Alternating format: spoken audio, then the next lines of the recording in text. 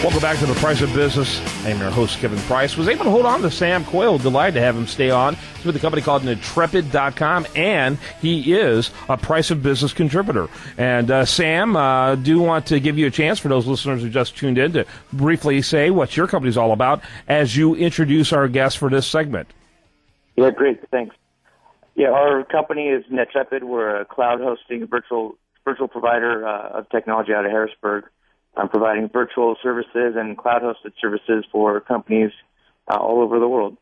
And with us today, we have Nathan Safran from a company called Conductor. Very good. Welcome to the program. Thank you very much. Glad to have you. Real quickly, kind of give us an overview of what your company's all about. Sure. So Conductor makes an enterprise SEO platform called Searchlight, and it basically allows large brands to manage their online search presence and do reporting and auditing and all those kinds of things. Very good. Go ahead, Sam, with your question.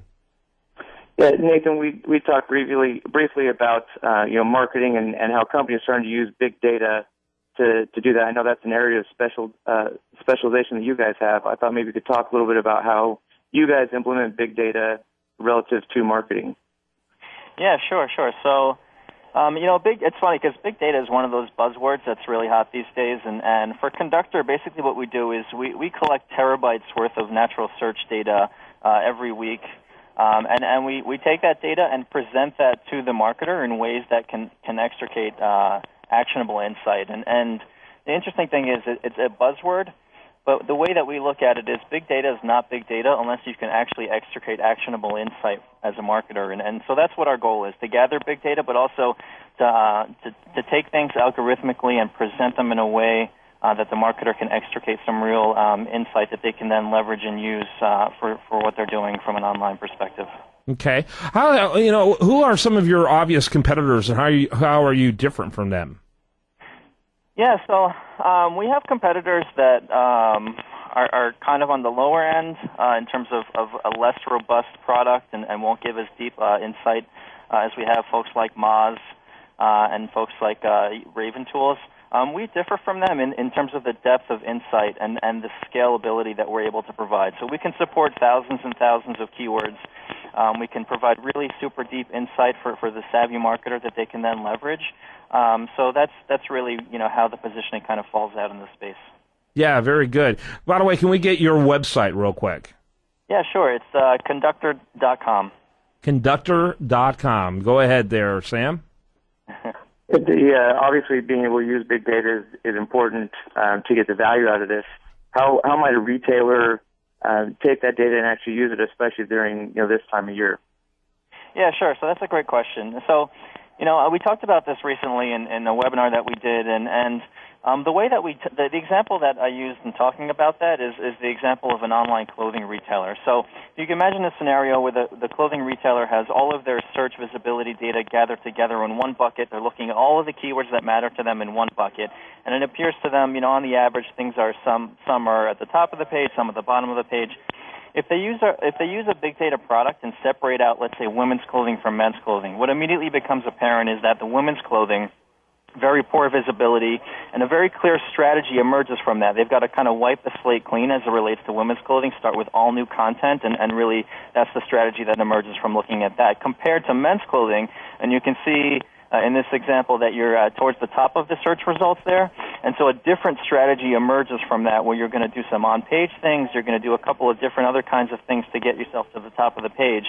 And so by having that big data product and segmenting your visibility and being able to look at things in a different way, you get a very clear strategy and insight that will result in a path that you take. And so that's kind of the example that we use, or one of them that we use to talk about the insight that you can get out of a big data product, and similar type of situations where you're looking the insight that you get from a big data product. Hey, Nathan, I apologize. The segment's short and we have a lot of questions, so if you can make them a little tighter, that helps us. But I'll make sure we can cover as much as we can.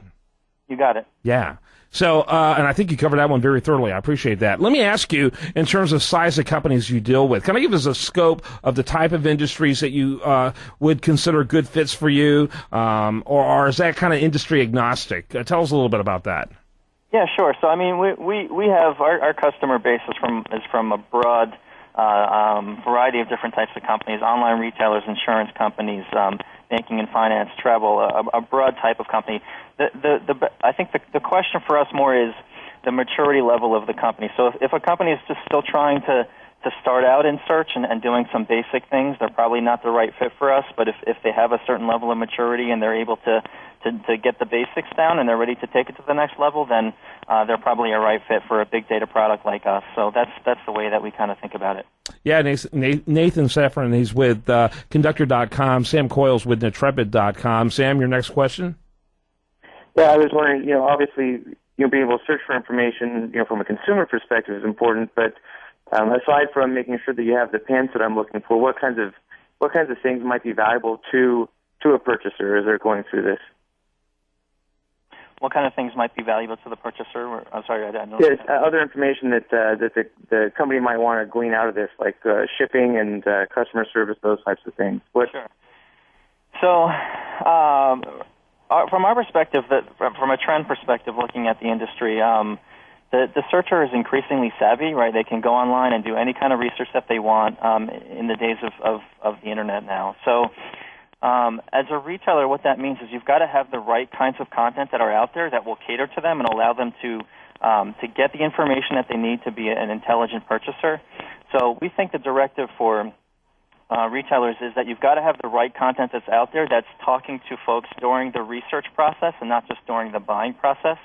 So have content that's out there for LCD TV reviews, having content that's out there for that, and not just for searches for buy LCD TV, which is what retailers tend to focus on. So that's something that's important for retailers to be aware of during the holiday season. By the way, Nathan, what is your role at the company, at Conductor?